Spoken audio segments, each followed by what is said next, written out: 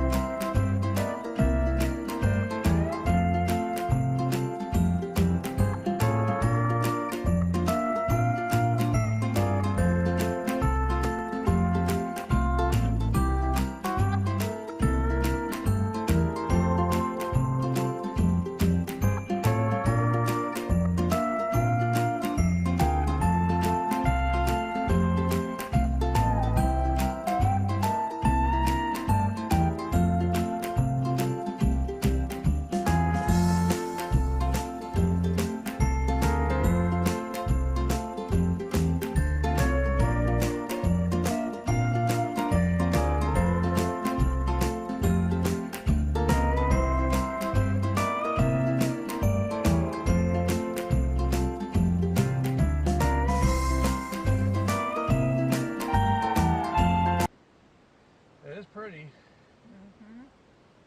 In 1/4 mile, turn left on Nawiliwili Street.